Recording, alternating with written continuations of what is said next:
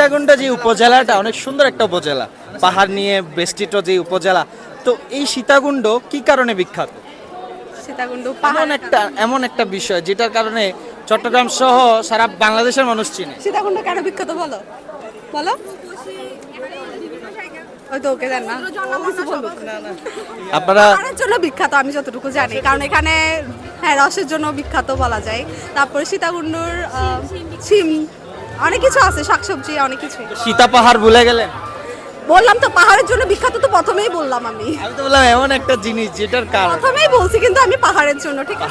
পাহাড়ের জন্য বিখ্যাত, বিশেষ করে যে সীতা পাহাড়, এই সীতা পাহাড়ের জন্য বিখ্যাত। প্রতি বছর এখানে একটা পূজা হয় অনেক বড়, সেটাতে যাওয়া হয়। চন্দ্রনাথ পাহাড়ের জন্য বিখ্যাত গ্রামে চিনে, কিন্তু চন্দ্রনাথ পাহাড় বললেই সীতাকুণ্ডকে। সেখানে গেছিলেন কখন? হ্যাঁ 2বার গেছি আমি। কেমন লাগে এই পাহাড়টা উঠতে? অনেক কষ্ট লাগে আমার। কষ্ট লাগে।